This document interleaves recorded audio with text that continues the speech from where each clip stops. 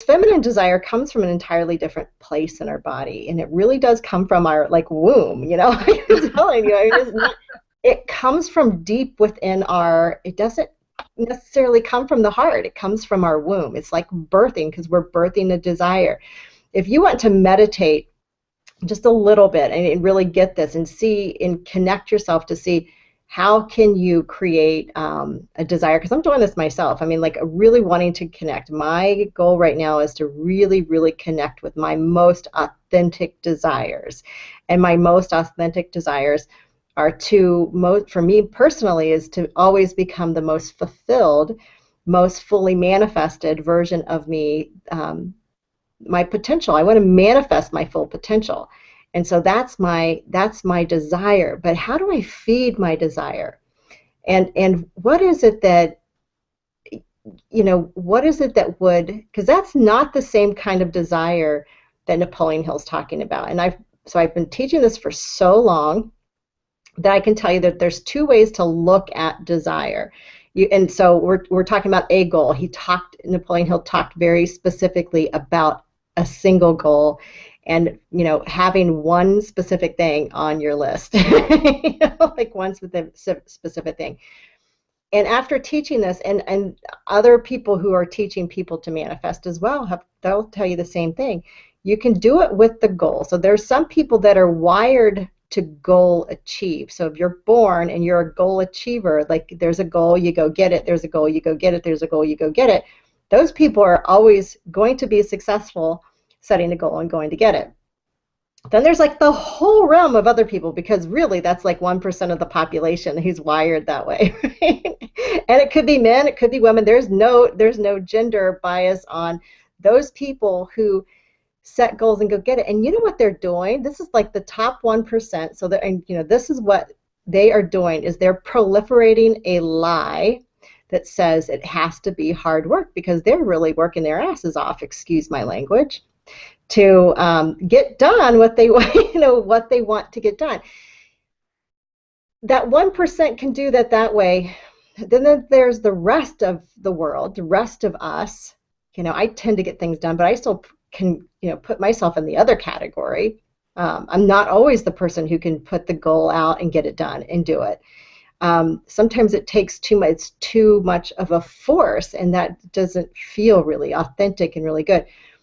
However, when the rest of us, if we focus on like the growth steps, or focus on the steps that it takes to move us forward and move us in a direction, and we're focused on the steps that we take, we'll get there. And here's kind of the I don't know, it's the illusion is that the people who are setting the goals aren't focused on their steps, because they're just moving so fast, you know, moving so fast it looks like they leap from here to there quick, you know, like, oh, they just blink their eyes and it's done. But they're always focusing on the steps too. So our desire, when we're really fully embodying what we want, it's this presence inside of our body now. Like, what is it that we want right now? And you feel it kind of down in your womb. And I don't know where a man would feel it, maybe, you know, lower than their womb to feel that desire. But we feel that desire in our, you know, in our the lower part of our body, and we can feel it, and it rises up. And when you can, we'll get into the chapter on sex transmutation later throughout the year, but that's really about being able to move that desire, that energy, and move it into a fully physical expression and taking action.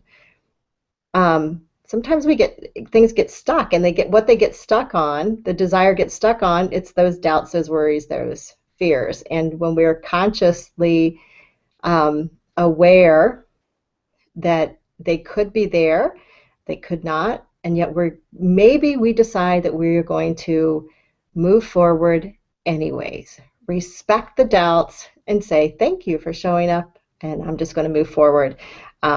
I have found that there's so many different ways to to handle desires and as an adult. It's totally different when you're young and you do not have those, the doubts. I'm reminded of a race car driver. It just happens to be another boy. I wish I had a lot of girl stories for you today. All the stories are coming up for girl stories. I worked with this guy and helped him do some speech writing, and his story was so fascinating because when he was little, he would play with the race cars. They'd watch the race cars on television, and he kept telling his dad he wanted to be a race car. He wanted to, race, and he's like 2, 3, and 4.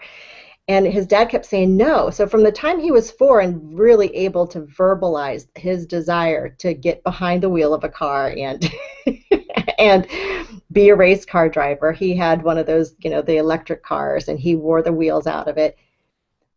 Then from there, basically his dad had to, he's 4. And at 4, you can't be fully manifested into an IndyCar driver, right? I mean, you just can't get into the seat you can't even fit in. But what had happened over the years, his desire was able to be fueled by his own inner self. And where everybody else was saying, not yet, your time will be here. Like he had, it's like this building of this patience that when he finally got behind the wheel of like the go-kart races, he stayed on the track for, I think they said 17 hours straight. Like he just didn't get out of it. And then then his dad, of course, had to take him to the track all the time because that's all he wanted to do. And then he became one of the youngest professional race car drivers before he was 15 when he got picked up by Andretti Motorsports. So the point of that is like that's a natural desire, being able to, it's almost like that little bit of pressure, like the tea kettle, allowing yourself to hold back and not just take full, not just jumping on something, and allowing yourself to feel it. Is this really what I want? And connecting as an adult, that's kind of the missing thing that we're not taught. So I'm bringing that to you guys today. Be taught, express yourself. Is this really what I really want? When you're connecting with your true desires, they come from you. They are that even if somebody else told you a long time ago that you would be really good at XYZ, and you become aware that they were just reflecting what's already in you instead of rejecting that because it's their idea, not your own. You're like, oh, and then you start to own the desire. So from here, talking about, I'll kind of stop there for a second because I'm looking at the stream and I'm going to let somebody else respond so I can read some of these things that you guys have posted. And if you have comments on the event page, pop them up. So I really like what you said, Dawn, about desire coming from deep within us. You described it as the womb area.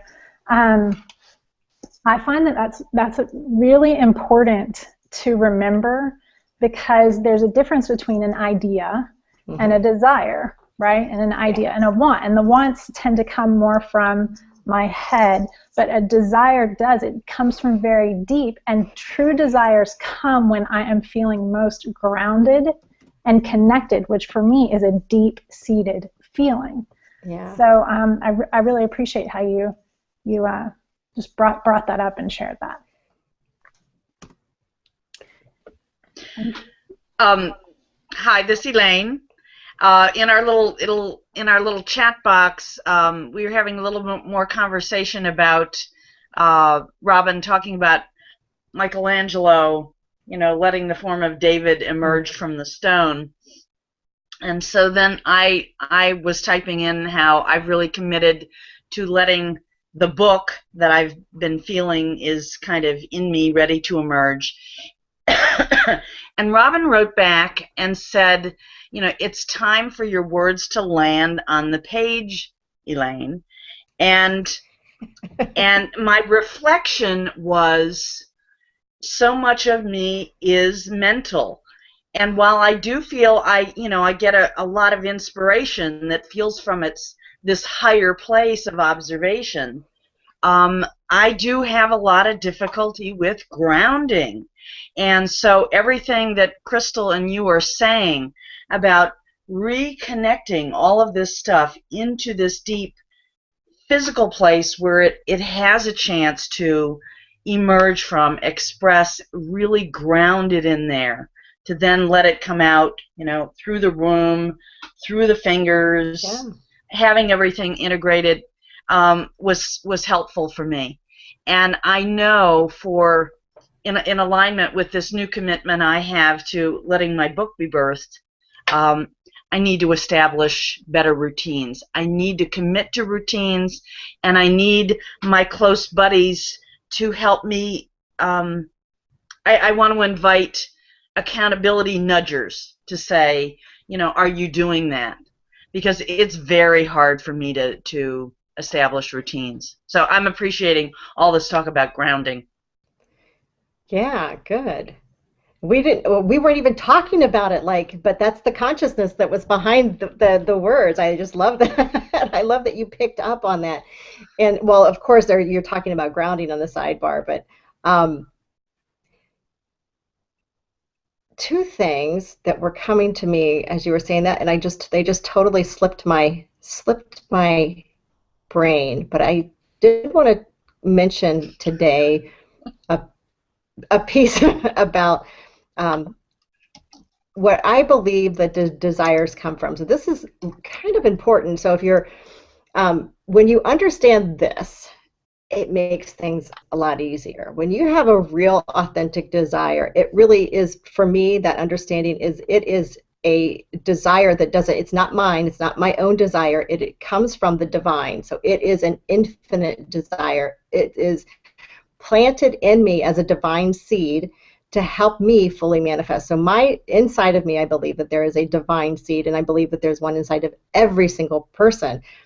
Regardless of what they feel about themselves, their past situation, their past circumstances. So that divine seed has the plan for their perfect and fullest self-expression, what they're here to add to the world.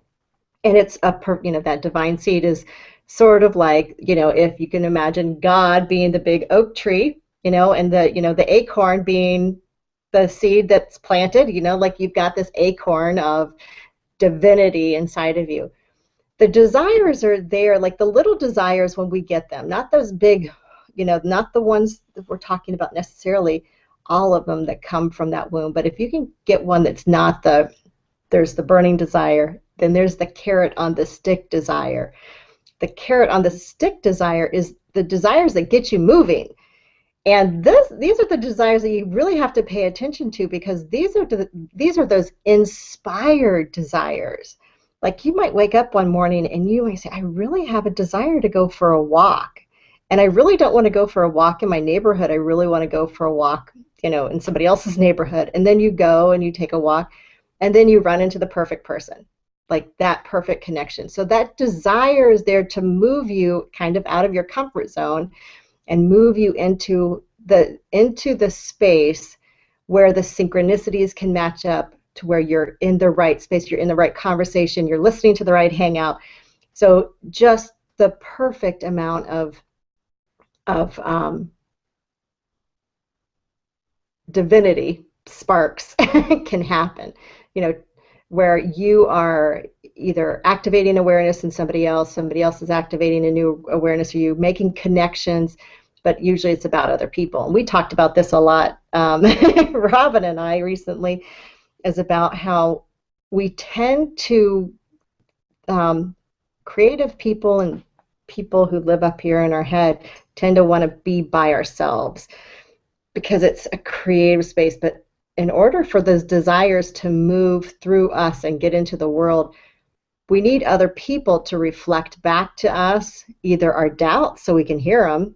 I mean, if you've run into somebody who's telling you, oh, you can't do that, that'll never be done, that's a reflection of what's in your subconscious mind. It's nothing else. And somebody says, oh, but that's just their opinion. Well, I can't attract them to me. I can't attract that doubt to me if it's not in me. And you're like, oh, and that just really helps you kind of like, okay, now I get it. And then you have an opportunity to say, oh, got it. You know what? I don't believe that. And then it's done because you realize it's not about them. It is about you. I mean, it is about them. But really, you have an opportunity within every time somebody comes up to you and doubts, every time you have a doubt, to really claim, and this was the Barnes claiming, to burn the bridge of doubt, worry, and fear. Like, just to burn it. I call those fences, just burn the fences. And it's a beautiful thing. It's a beautiful thing to be aware of your desires moving you forward, and be aware that there is a divine plan for everything, and your desires are a part of that bigger manifestation. Your desire to serve people and to do something bigger is matched by other people's desires for how you serve and what you have to offer. I mean, so it's like a perfect marriage. I'm going to try and speak because the music's a little softer. Can you hear me okay? Uh-huh. Without all the extraneous? Yeah, that idea of sparking and like a fire even, where ideas are coming from one side and then they get, permitted, allowed, sparked, fed, like oxygen into a fire. There's that thing that happens in that conversation between two or more. It's super creative, and I think that idea where I have to be in my head and stay safe, maybe get it all the way formed in my head, versus stepping out and allowing with another person something to take greater form. I think that's really a powerful part of creating and manifesting. Not always, but I think it can be, especially if it's an idea it's like having a midwife almost. Yeah. Okay. So thank you. Rob, Crystal, did you have something that you're like smiling over there? I'm smiling because I'm looking at Robin's hair, and it's really fun today. She's got like her fun spiky hair, and she was just talking about, it's time for me to have fun today. And I'm like, oh, you've already got the hair for it. So yeah. And the sparks. Off topic, but really not. It's still on topic. There was one other thing. What was that? I wanted to share because we're at like 11 after the hour, and I wanted to share the litmus test. How do you know if you have a desire, if you're connected to an authentic desire? But before I do that, and it's so funny, I had my book that I was reading, I was taking notes on. There's the make sure, if you have never done this before, go and write down all the steps, those 6 steps to manifesting your desires. Like he gives you like the steps. Write it down, pick a date, read it out loud to yourself with emotions, and do this a couple times a day.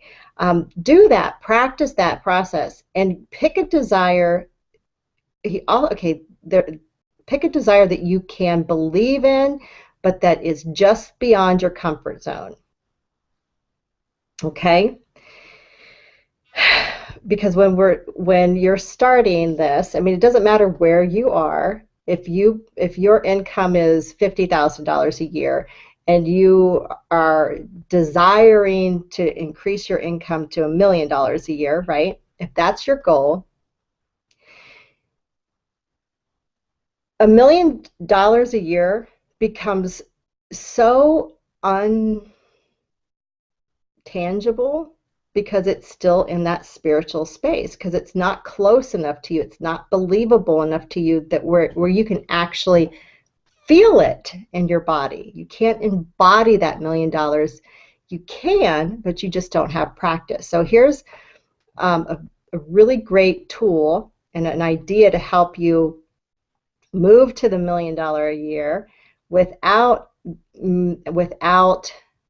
the struggle that most people get, that stops them from using Napoleon Hill's material and really manifesting their wealth and their abundance. And that is this: Write down a goal wherever you are right now.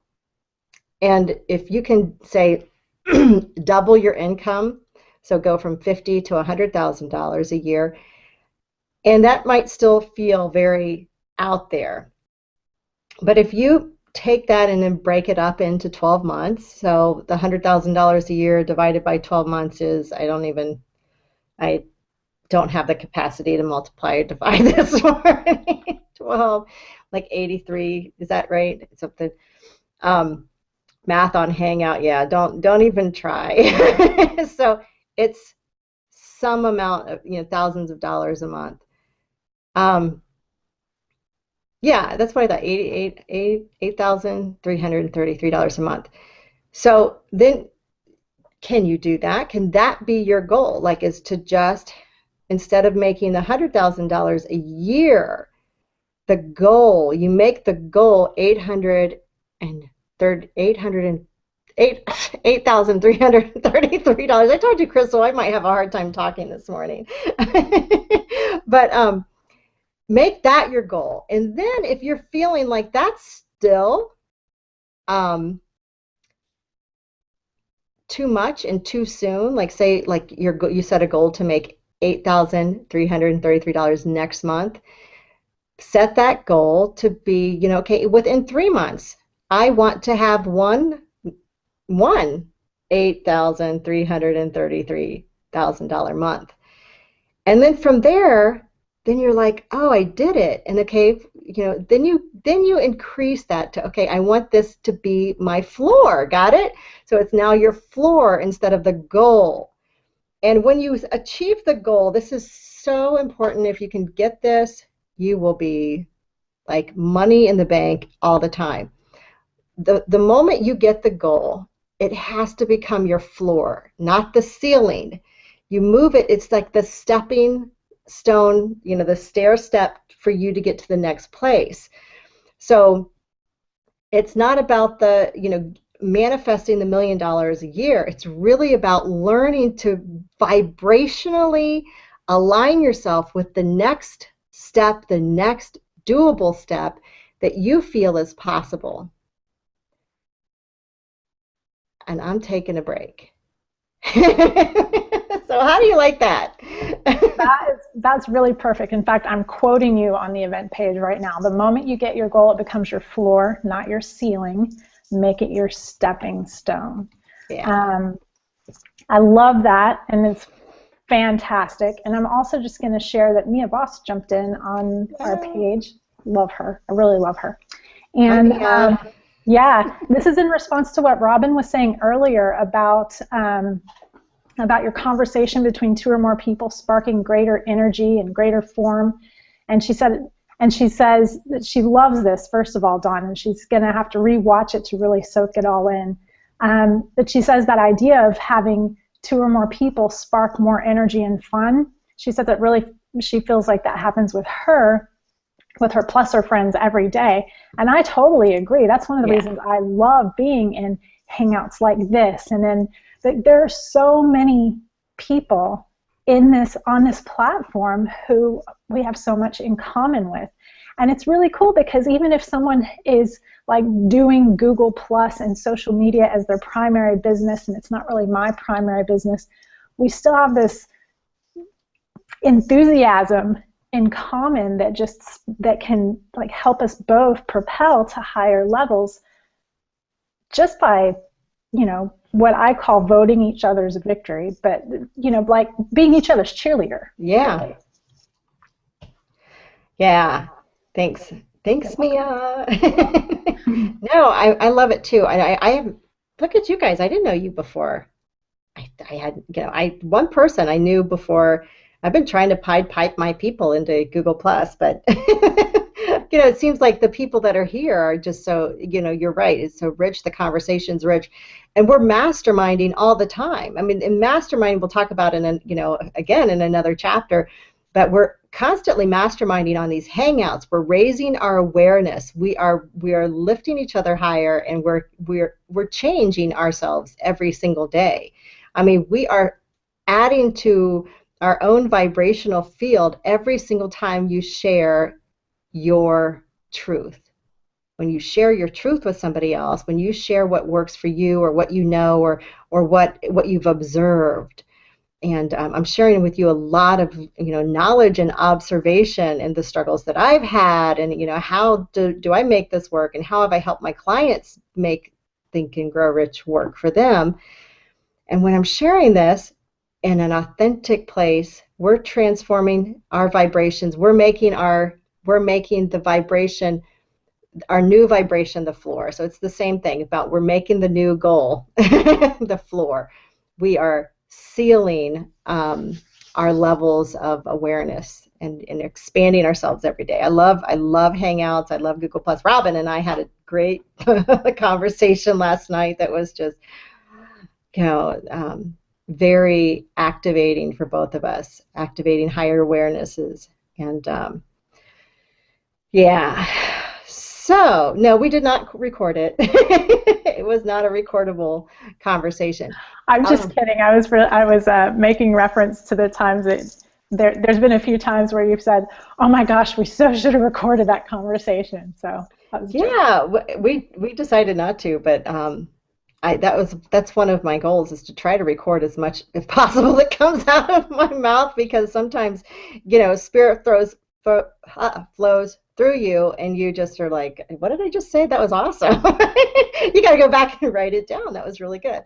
But do this thing with if you're really trying to manifest money and trying to manifest more money than what you ever have, the easy way to embody the new vibration and the new feeling is to get it as close to you as possible. So the vibrational step, the movement forward, is not a big leap. But the funniest part about this, and one of my mentors, and Bob Proctor, and he shares that his wife did this, and he told her, basically, double your income in a year. It was before, when they started dating, and she was an insurance salesperson, and he gave her the suggestion, and it was impossible. The idea to make $1 million a year, or whatever was her real goal, and it was an impossible thought. So he suggested to her to make it make the increments as small as possible, finding a way to make your increments, increase your increments into workable things. And this is we're talking about financials. So increasing the amounts of phone calls you make, if that's an alignment with how you attract clients, increasing the amount of time that you're touching the universe, like when you're getting out there, if that's how you attract clients, increasing the number of times the amount that you charge could be a vibrational step moving you forward to help you move into that next solid vibration, that you can embody it, so you're not like winning the lottery, not being in vibrational alignment with it, and losing it the moment you get it. That's what most people fear, to be honest, that they fear that once they have all their money, they won't be responsible enough to take care of it. They won't know what to do. Well, just telling you, don't worry about it. Just make the next the next step in your income. So Dawn, I also find it's important for those goals to be, it's like a little sort of fine line. They're doable, but they're still outside my box. They're still a little scary. They still require me doing something different in my daily routine to achieve those goals. So it's like, if I just pick something that's, $5 more a month, then it's like, But if I pick something that's still just a little scary, then I have more success that way. Yeah, and it's picking something that you've never done before. If you've achieved that goal before, if you've sometime in your past achieved an $88,333 month, that wouldn't really be a great goal, because you're like, oh, I've already done that and it didn't work. Well, maybe $10,000 a month is, the goal that's going to do it for you, to do that, and then do it consistently. But you're absolutely right. The thing I have found that, there's people that can manifest, and I'm one of these. I can manifest things like, just like that. It's easy to manifest things without much effort. However, the ability to sustain the vibration and not have to manifest things over and over and over and over and over again, like to put the effort into manifesting, the thing, requires this, and I'm telling you my personal story, it requires a movement into an embodiment of the vibration that you just manifested before you move on to manifesting the next thing. So it requires you to feel that vibration, because there's people who manifest by feeling it, like I'm there, and then there's people that just manifest because they have no doubt. They have no doubt. I mean, I'm a no doubter. I trust, and so the embodying the feeling is so important. Again, because as you're embodying the feeling, you're actually increasing your vibration so you can sustain it when you get it. And that's my 2 cents about that. I think that that's a very important thing. It is very important, and a huge tie-in with what we're doing next week too. So it's perfect. Yeah, and great tie-in. I'm going to give you one last the litmus test. But before we do that, I want, if Crystal, if you can share a little bit. We're going to start this conscious language of now. I can't even say it. I can't even talk. I can talk. I am consciously aware that my words flow lovely off my mouth. but anyways, I'm going to let you share that. I'm going to post a link on the event page here. If you want to join us, you can. It is Crystal will tell you about it while I go over and post the link that if you want to join, you can join us. Awesome. Yeah. So next week, the same time, Wednesday, 8:30 Central, calculate it for your time zone. We're doing the second of the series, Conscious Language, and we have Conscious Language, Conscious Business, I forget what we named it. Anyway, it's really cool. It's pink. It's this color. Okay. So anyway, so we're going to be studying the book Conscious Language, The Logos of Now by Robert Tennyson Stevens. We had our first meeting last month, and we looked at chapters, and it was up to chapter 2 of the book. And there's a recording. So if you have yet to see it, please go watch the video of the Hangout, because it gives you an idea, a really good overview of what the book's about and what the feel of this study group is going to be. I love it because it goes hand in hand with what we're doing here with Napoleon Hill's book. And it really is going to magnetize and empower what we're doing in the Women Think and Grow Rich group, or in the Women Conscious Business group. So what are we calling it, Dawn? Is that correct? Conscious Business Success. Thank you. Conscious. We're changing words. We're changing names as we go. So next week, I know a lot of Elaine and Robin, you're in the group. Thank you very much. I'm super excited. Next week are 2 very powerful chapters, chapters 3 and 4. And chapter 4 is a mind opener. That's not conscious language, by the way, but it's okay. You get an idea of what I mean.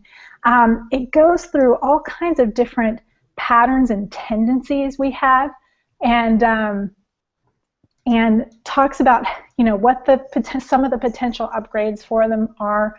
The whole principle of conscious language is you can manifest, and we manifest things in our lives all the time. Are you manifesting what you want or what you don't want?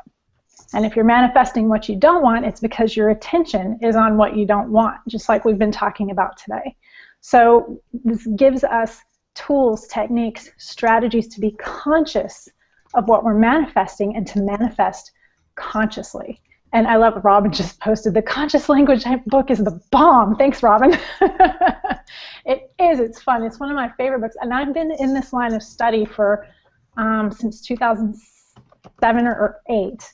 Robert Tennyson Stevens has this whole advanced training, and it's just really, really powerful. This is my passion in life right now, to share with people this work and help empower you to where you have just the level of confidence where you meet somebody and they're like, who are you? You know, your confidence, your enthusiasm are so off the charts, and in a grounded way. Like, I want to be you. I want to be around you. I want to, you know, you're just a cool person, which of course brings success in your life, in your relationships, in your family, and in your business. So that's my spiel. Come join us next week. I'm super excited about it. And did I get it all done? Yep, awesome. It's $20. I don't know if you mentioned that. It's really, no, I didn't. It's really not expensive at all. You'll have to order your own book. There's a link on the page where you can view it. I also put the link on the event page here. So if you click to a ticket selling, you know, buy tickets here, you can see that just the PayPal link, and then we'll add you to the community. Before we go, though, I wanted to full series real quick. Just what's 20 that? 20 for the full series, not just for next week. Right. It's full series, and you'll get a schedule of when we're going to go over what chapters when you join. The last thing I wanted to mention about the desire and the law of desire. The law of desire is just simply that, you know, the desire is there to fulfill our life's purpose. It's there for us to, you know, that authentic desire that comes from within is there to fulfill us and to help us realize our full potential. And when we can just pay attention to that and honor the desire and really pay attention, play with the idea, is this my desire or is this a desire that's from somebody else? And it'll really be a transformation when you really lock on and start gearing yourself around desire as opposed to around wants or around what everybody thinks you should do, even for a business. I mean, the shoulds will keep you on a hamster wheel. Okay, so here's the litmus test to discern whether or not you're connected to a true desire. If your true desire for writing a book or your true desire for amassing wealth, or your true desire for building a business, or building an empire, or being consciously aware, the true desire is, the litmus test is this. If you can say yes to, I'm willing to do what it takes, then the answer is yes. And this willingness, it's not a will. Okay, we're going to rewrite Napoleon Hill's, you know, he talks about will and willpower, and Barnes had a lot of willpower, but before he did any of that, he had to become willing to do it. He had to answer yes to the question, am I willing? Am I willing? Am I willing?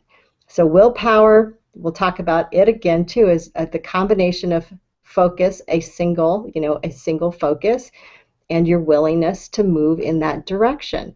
So when you ask yourself, is this a true desire? And you can get in alignment with, are you willing to take the next step? The answer is yes. If you're not willing to take the next step, then it may not be a true desire. It may just be the thing that somebody says you should do right now. And that's okay. So,